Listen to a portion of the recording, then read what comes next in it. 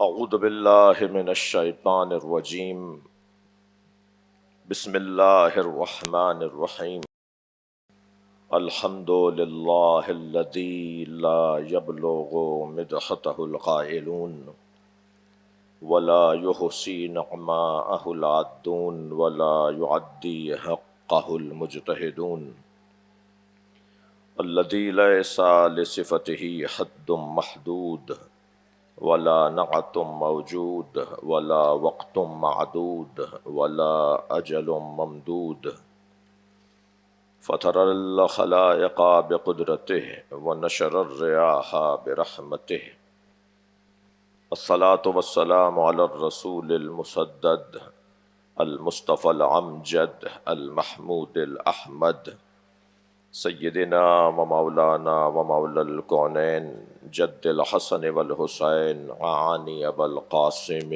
محمد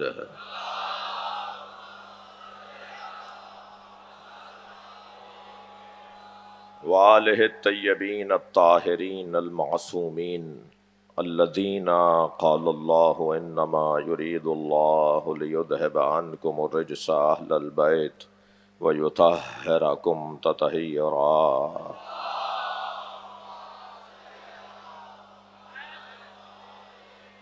وَلَعْنَةُ اللَّهِ عَلَىٰ أَعْدَائِهِمْ أَجْمَعِينَ مِنْ يَوْمِ عَدَاوَتِهِمْ إِلَىٰ قِيَامِ يَوْمِ الدِّينِ أَمَّا بَعْدُ قال الحكيم في قرآن الكريم بسم الله الرحمن الرحيم وَلَقَدْ أَرْسَلْنَا مُوسَىٰ بآیاتنا ان اخرج قومک من الظلمات الی النور وذکرہم بایام اللہ صلوات۔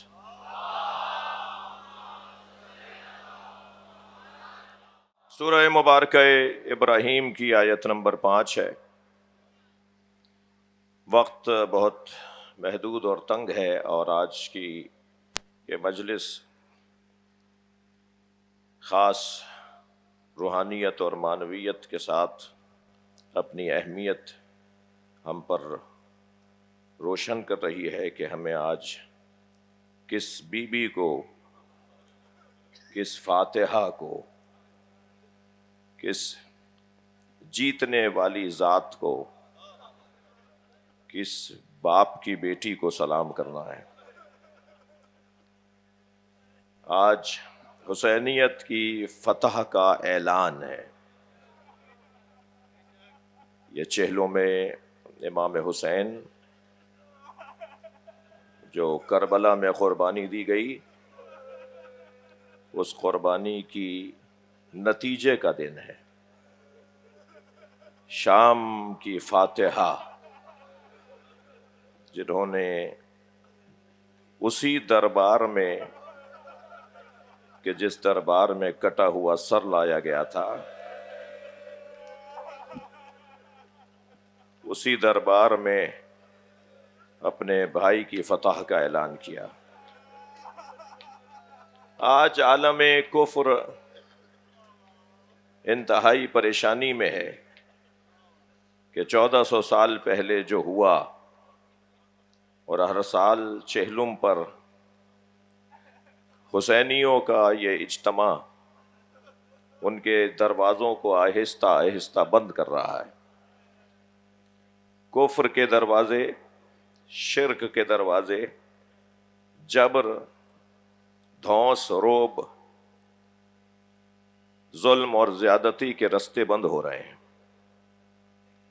معاشرہ عدل کی تلاش میں ہے، سماج ظہور کا منتظر ہے۔ وہ بی بی زینب کا بھتیجا شاید آج مجلس میں آئے ہوئے ہوں۔ کراچی کا یہ اجتماع دنیا کے بڑے اجتماعات میں سے ہے، اہمیت کے حوالے سے بھی، کمیت کے حوالے سے بھی، اور خاص طور پر میں کہوں گا کہ جب بیان مصائب ہو تو ایسے گریہ کیجئے کہ امام زمانہ کی توجہ ہو جائے۔ آج ان کی پھوپھی زینب کے جیتنے کا دن ہے۔ میں نے آپ کے سامنے سورہ مبارکہ ابراہیم کی 5ویں آیت تلاوت کی ہے۔ اللہ اپنے اس کلام میں ارشاد فرما رہا ہے، لَقَدْ أَرْسَلْنَا مُوسَىٰ بِآيَاتِنَا، بتحقیق ہم نے موسیٰ کو اپنی نشانیوں کے ساتھ بھیجا، اپنی آیات کے ساتھ بھیجا۔ اَنْ اخرج قومک، تاکہ اے موسیٰ تم اپنی قوم کو نکالو، نجات دو، باہر لے جاؤ، بچاؤ، من الظلمات الی النور، ظلمتوں سے نور کی طرف، ظلمات سے نور کی جانب، تاکہ تم اپنی قوم کو لے جا سکو۔ وَذَكِّرْهُمْ بِأَيَّامِ اللَّهِ، اور بیان کرو انہیں اللہ کے ایام۔ یاد رہے کہ اگر حضرت موسیٰ دریائے نیل سے اپنی قوم کو نکال لے جائیں اور فرعون کی ظلمتوں اور زیادتیوں سے بچا لیں، تو وہ بچانے والا دن اللہ کا دن بن جاتا ہے۔ آپ کی توجہات میرے ساتھ ہیں۔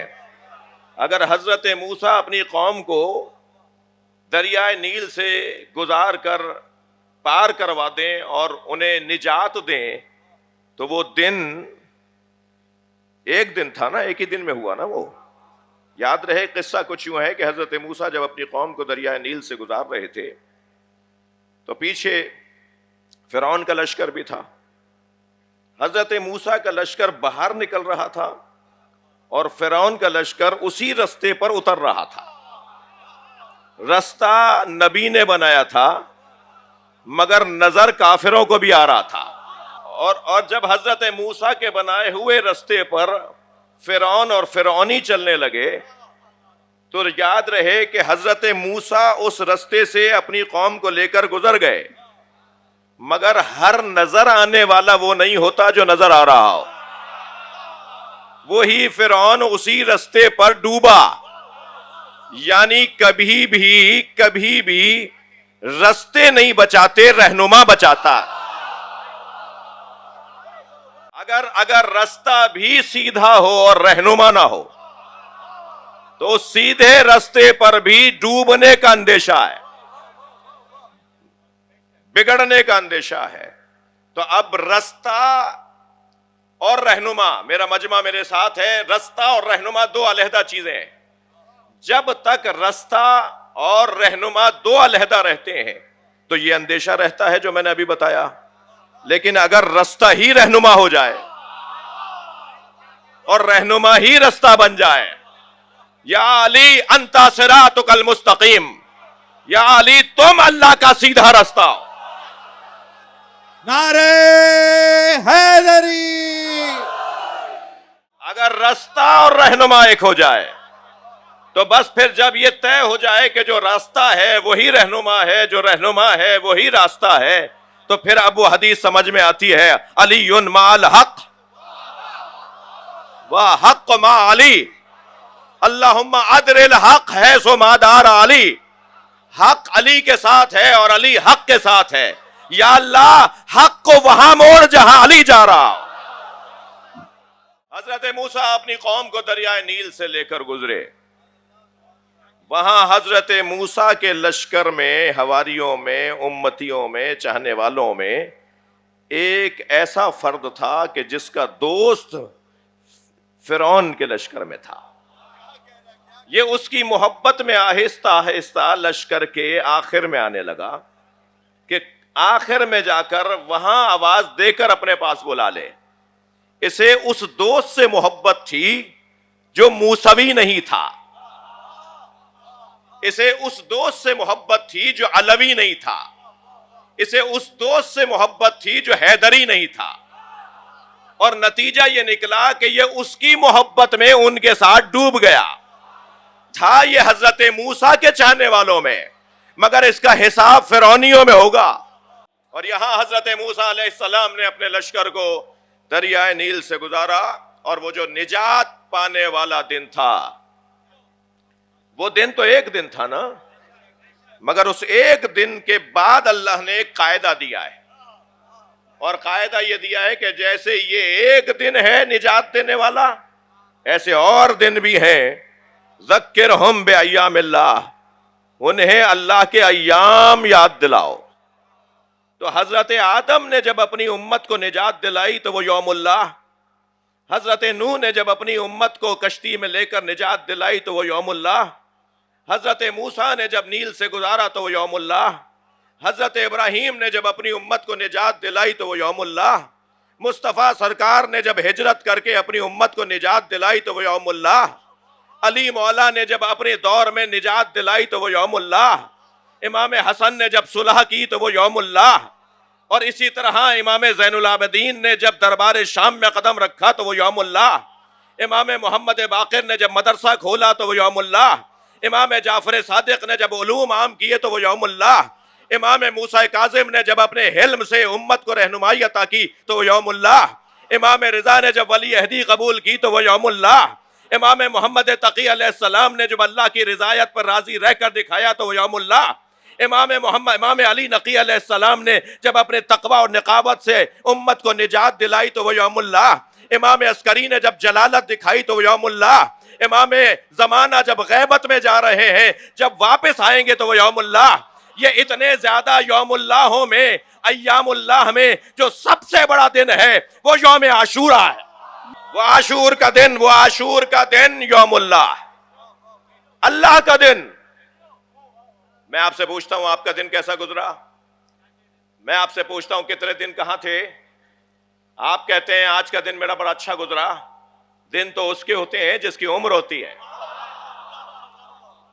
اور جس کی عمر ہوتی ہے اس کی ولادت ہوتی ہے، اور جس کی ولادت ہوتی ہے وہ محتاج ہوتا ہے، اور اللہ لم یلد ہے ولم یولد، نہ وہ کسی کا باپ ہے نہ کسی کا بیٹا۔ اللہ کے ہاں ایام کا کیا مطلب ہے؟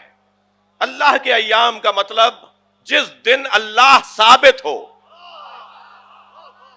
جس دن اللہ کو مانا جائے، اللہ کو مانے جانے کے دن کو یوم اللہ کہتے ہیں۔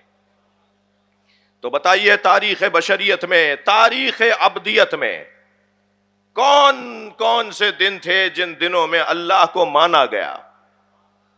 وہ کچھ میں نے آپ کو اشارتاً ایک مضمون آپ کے حوالے کیا، تحقیق کرنا، مطالعہ کرنا ہم سب کا کام ہے، مگر ان سارے ایام میں جو سب سے بڑا یوم اللہ ہے، سب سے بڑا دن ہے، وہ یوم فتح جناب زینب ہے۔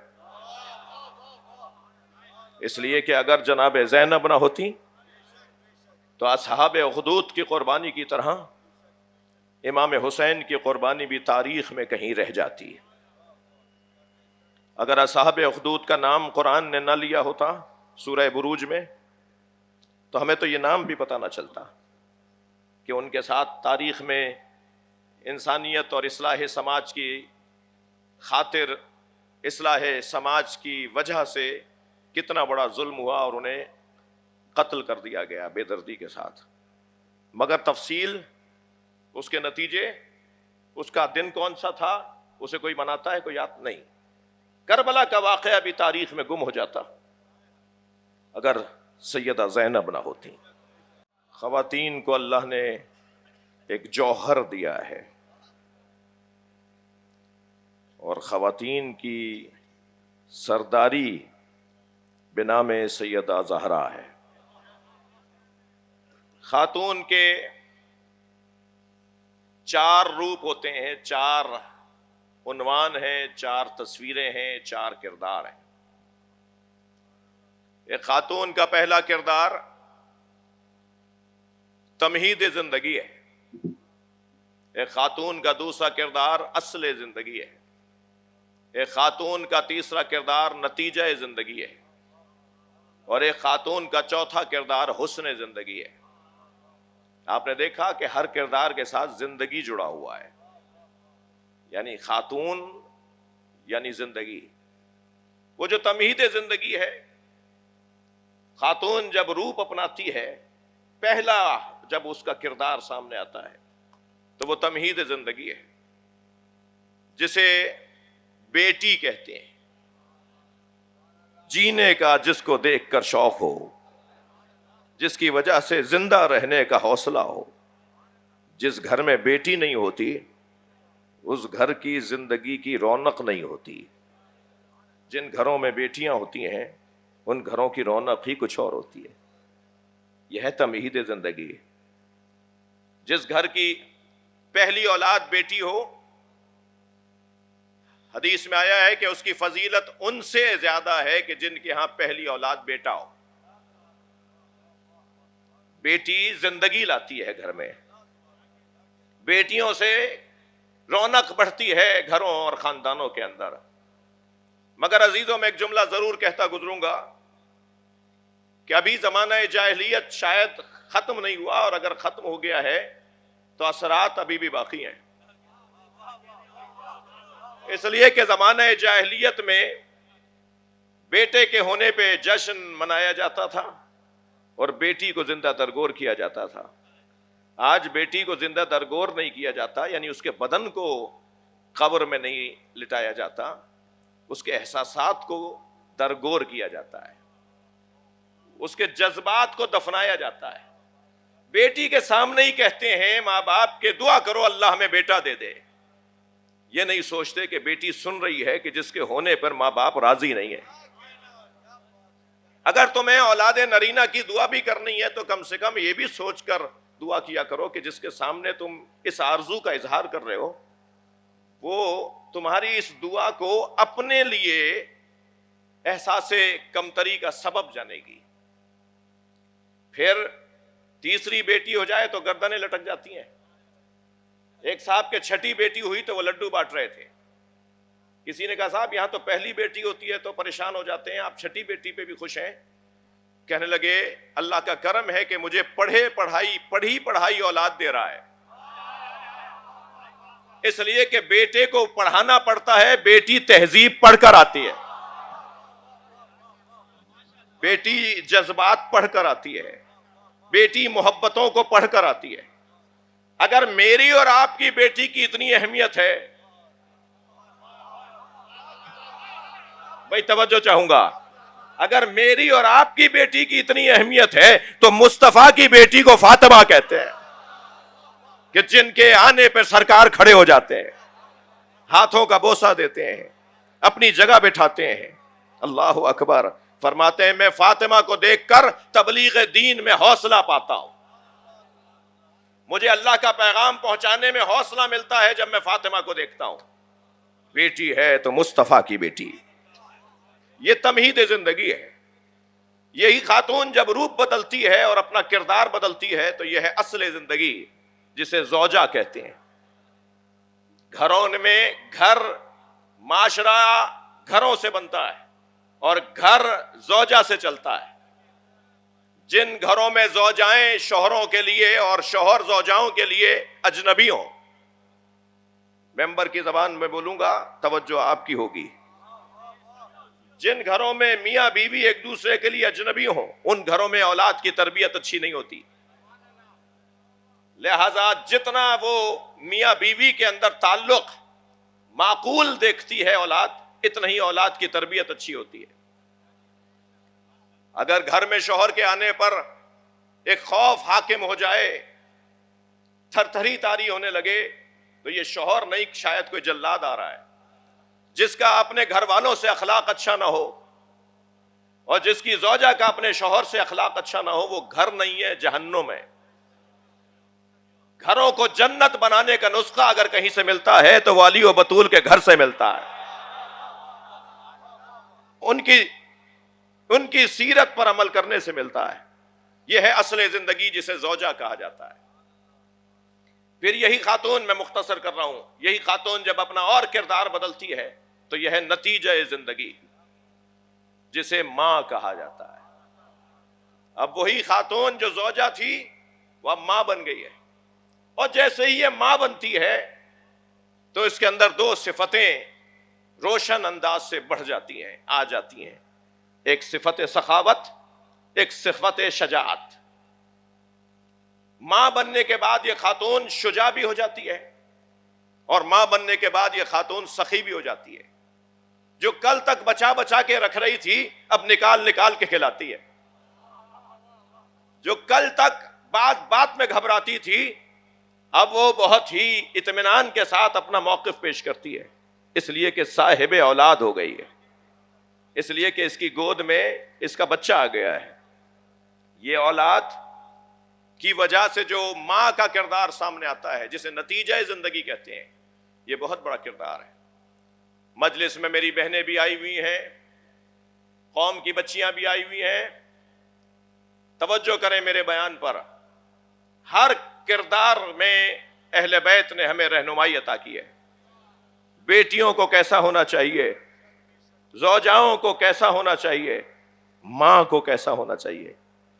میری محترم بیویوں، یہ بچہ تمہاری گود میں امانت پروردگار ہے. اسے اللہ نے تمہارے حوالے کیا ہے، نہ جانے کب واپس لے لے. امانت میں خیانت اہل بیت والوں کا کام نہیں ہے. امانت داری اور اللہ کی امانت کو جیسا تھا ویسا رکھنا. توجہ، امانت کا کیا مطلب ہے؟ امانت کا مطلب یہ ہے کہ امانت جیسی دی جائے ویسے ہی لوٹایا جائے. اگر آپ کے پاس کوئی رقم امانت رکھوائے تو جو نوٹس تھے وہی رہنے چاہیے. جو آپ کے پاس مثلا زیورات رکھوائے وہی ہونے چاہیے، اس کے بدلے میں اس جیسے نہیں. جیسا تھا ویسا رکھا جائے. اولاد ماں باپ کی گود میں امانت ہے تو جیسا اللہ نے دیا تھا ویسے ہی رکھنا ہے. اللہ نے کیسا دیا تھا؟ یہ چھوٹا سا بچہ اگر کچھ کر دے تو کہتے ہیں چھوڑو معصوم ہے. یہ اگر کسی کا شیشہ توڑ دے تو اس سے درگزر کرتے ہیں یہ معصوم ہے. یہ بچہ جتنا اللہ کی عطا کے دور سے قریب ہوتا ہے ہم اسے معصوم بولتے ہیں. یعنی اللہ نے اسے گناہوں سے بچا ہوا دیا تھا اور اب ہمارے ہاتھ میں امانت ہے. یہ گناہ کا عادی نہیں تھا، یہ گناہ سے آشنا نہیں تھا. اسے اللہ نے گناہوں سے بچا ہوا دیا تھا، اب اسے ویسا ہی رکھنا ہے جیسا دیا تھا. اب کس نے کتنا اس میں محنت اور کام دکھایا، کام کیا، وہ ایک علیحدہ بحث ہے. مگر عزیزو ذرا غور کریں، کسائے یمنی کے نیچے حسنین جب آ رہے ہیں تو یہ سیدہ اور علی مولا کا کمال ہے کہ اللہ نے جیسا دیا تھا ایسا رکھا. ماں کا کام اپنی بچے کو گناہوں سے نہ آشنا کرنا اور نیکیوں سے آگاہ کرنا، یہ ماں کا اور باپ کا کام ہے. پھر یہ نتیجہ زندگی تک پہنچ جائے تو سمجھتے ہیں کہ کمال ہو گیا.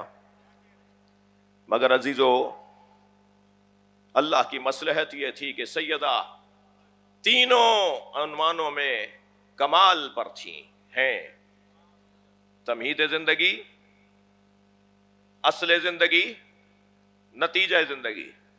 مگر سیدہ کے ہاں اللہ نے ایک عنوان نہیں رکھا تاکہ ضرورت محسوس ہو ایک اور بیوی کی، اور وہ عنوان ہے حسن زندگی، جسے بہن کہا جاتا ہے. اللہ نے سیدہ کے بھائیوں کو لے لیا بچپن میں، اب ثانیہ زہرا کی ضرورت پڑے گی. لہذا ثانیہ زہرا وہ جو بہن اور بھائی کے رشتے کو کمال پر پہنچائے، عروج عطا کرے، معراج عطا کرے بہن اور بھائی کے رشتے کو. بہن اور بھائی کے رشتے کو معراج عطا کرنے کے لیے جناب زینب شام آ گئیں. حدیث عشق دو باب است کربلا و دمشق، یک حسین رقم کرد دیگر زینب. عشق کی دو ہی تو داستانیں ہیں، ایک کربلا ہے، ایک دمشق ہے. ایک کو حسین نے لکھا اور ایک کو بی بی زینب نے لکھا.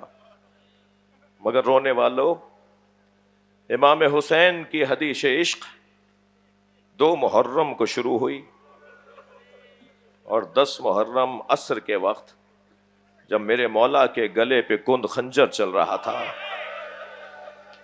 اور ہر ضربت پر حسین مولا اللہ کا ذکر کر رہے تھے، بسم اللہ وباللہ وفی سبیل اللہ وعلی ملت رسول اللہ تب علیک انک انت التواب الرحیم انا للہ وانا الیہ راجعون۔ یہ وہ الفاظ ہیں جو امام حسین کے گلے پر جب خنجر چل رہا تھا تو یزیدی لشکر کے سپاہیوں نے سنے۔ حسین کا اطمینان، حسین کا اطمینان یوم اللہ ہے، مگر جب خنجر چل رہا تھا تو ٹیلے پہ کھڑی ایک بہن دیکھ رہی تھی، اور وہ بار بار سر پر ہاتھ رکھ کر اعلان کرتی تھی کوئی ہے جو میرے ماجائے کو بچائے، مگر اتنے بڑے مجمع میں کوئی نہ تھا جو یہ کہتا کہ میں نے نبی کو دیکھا کہ حسین کو اپنے دوش پر لائے۔ ہاں، پسر سعد نے اگر کہا بھی تو یہ کہا ذوالجناح کو کوئی تیر نہ مارے، میں نے بچپن میں نبی کو اس پہ بیٹھے دیکھا ہے، اسے پکڑ کر لاؤ، میں تبرک کے طور پر اپنے پاس رکھوں گا۔ یہ تو یاد رہا کہ نبی گھوڑے پر بیٹھتے تھے، مگر یہ یاد نہیں رہا کہ نبی کے دوش پر حسین بیٹھتا تھا۔ اجرکم اللہ، اجرکم اللہ۔ جو جہاں بیٹھا ہے، جس کے مذہب میں رونا جائز ہے، جو رونے آیا ہے اپنی آواز کو آزاد کرے گا۔ چہلم کی مجلس ہے، میں سال بھر آپ کی نوکری میں رہتا ہوں، مگر سب سے زیادہ گریہ چہلم کے دن ہوتا ہے۔ مجلسیں ہم بہت پڑھتے ہیں، مگر میرے احساس یہ ہیں کہ سب سے زیادہ گریہ چہلم کی مجلس میں ہوتا ہے، اور شاید اس کا سبب یہ ہے، یہ وہ مجلس ہے جس میں زینب کھل کے روئی ہے۔ اجرکم اللہ، اجرکم اللہ۔ یہ وہ مجلس ہے جس میں رباب پھوٹ پھوٹ کے روئی ہے۔ جناب لیلا چہلم کے دن کھل کر روئی ہیں۔ اجرکم اللہ۔ ایک اور رونے والا ہے امام زین العابدین، مگر عزادارو ذرا جملہ سنبھل کے لیجئے گا، ایک رونے والی تو زندان شام میں مر گئی، اب رونے کی آواز اس بچی کی نہیں آتی۔ اجرکم اللہ، اجرکم اللہ۔ حق ہے، حق ہے ایسے ہی گریہ۔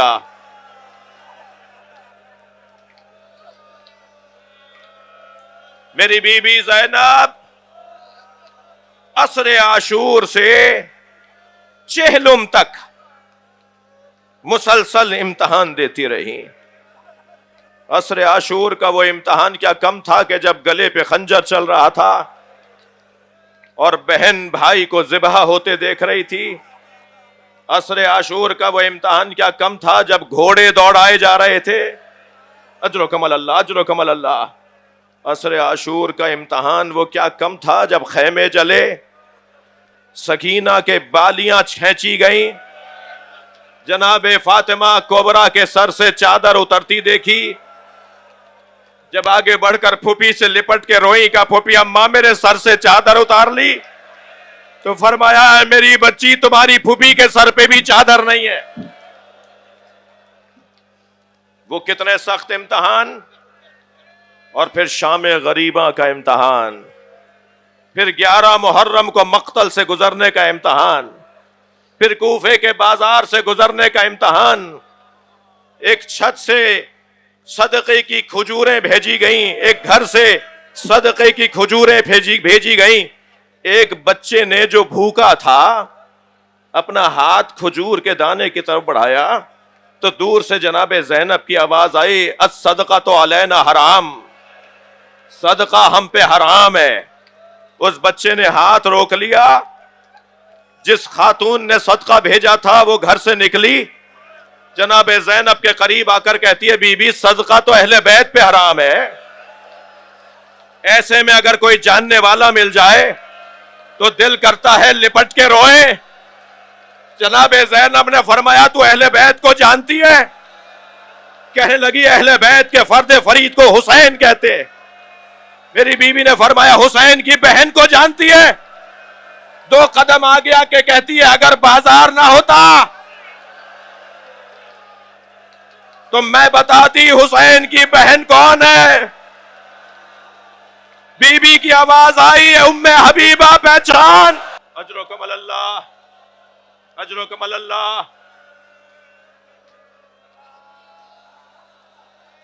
کوفے کا دربار، یہ جناب زینب کا امتحان. قافلہ 15 محرم کو کوفے سے چلا اور پہلی سفر کو شام پہنچا. میں نے ایک لمحے میں 15 دن بیان کر دیا ہے. میں نے کیا کہا؟ 15 محرم کو کوفے سے چلا، پہلی سفر کو شام پہنچا. کتنی دیر لگی مجھے بولنے میں؟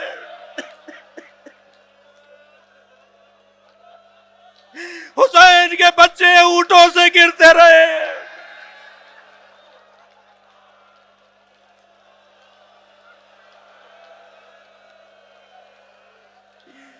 اونٹ بچوں پہ پیر رکھتے رہے. کبھی سکینہ گری،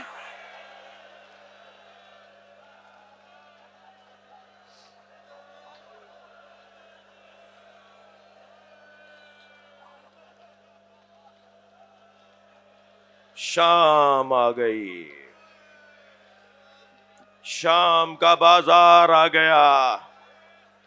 لوگوں کا ازدحام. غیرت مندو، یہ مجمع غیرت مندوں کا مجمع ہے.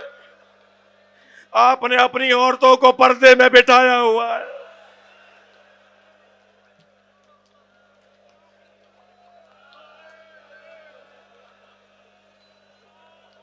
اللہ آپ کی بیویوں کے پردے محفوظ رکھے. اگر ہمارے سامنے کوئی اجنبی ہمارے گھر کی عورت کی طرف دیکھ لے ہمارا دن نہیں گزرتا. سلام ہو امام سجاد پر. جب ایک کرسی پہ بیٹھے ہوئے شخص نے جناب سکینہ کی طرف اشارہ کیا، بی بی بھائی سے لپٹ گئی. کہا بھیا یہ تو سنا تھا کہ ہمیں اسیر بنایا جائے گا، ہم نے یہ نہیں سنا کہ ہمیں کنیزی میں مانگا جائے گا.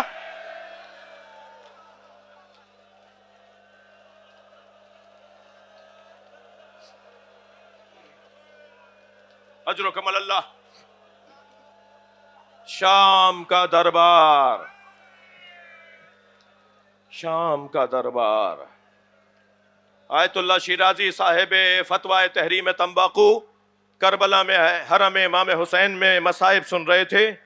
ذاکر مصائب پڑھ رہا تھا اور بہت جلدی جلدی سخت جملے کہہ رہا تھا، تو انہوں نے روتے ہوئے آواز دی اور کہا آہستہ پڑھو، ہمیں رونے تو دو، تم اتنے سخت جملے اتنی جلدی بول رہے ہو. وہ آہستہ آہستہ پڑھنے لگا. جب اس نے ایک جملہ کہا تو جملہ ایسا تھا کہ وہ چیخ مار کے روئے اور 3 گھنٹے بے ہوش رہے. وہ جملہ یہ تھا کہ دربار شام میں آواز دی گئی زینب کو دربار میں لایا جائے.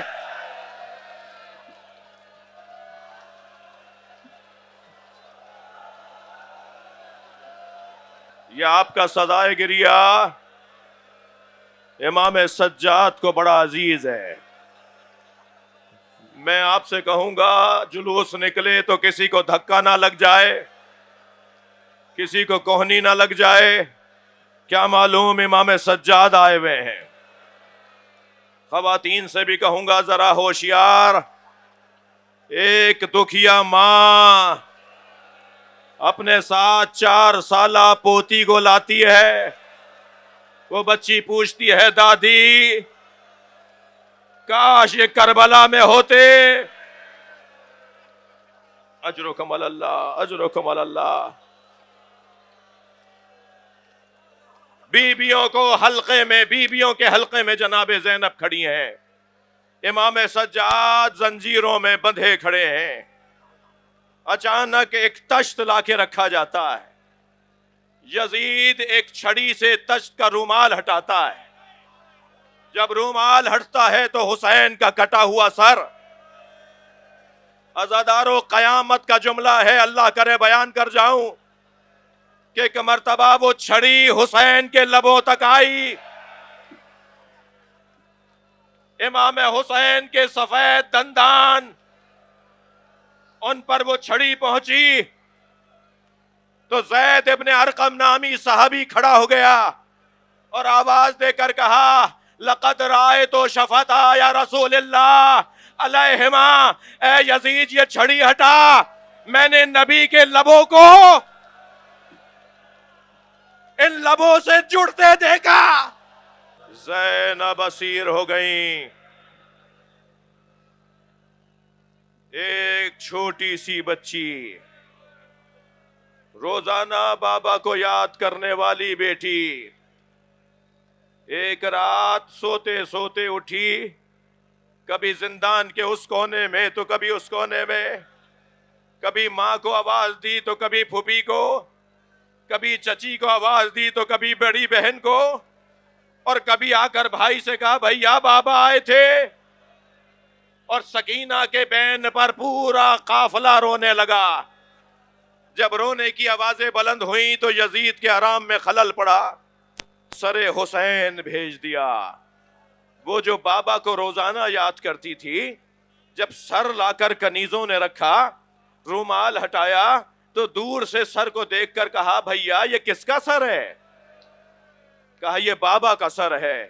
بس جیسے ہی سنا نا تو کھڑی تو ہو گئیں, مگر پیروں میں دم نہیں تھا.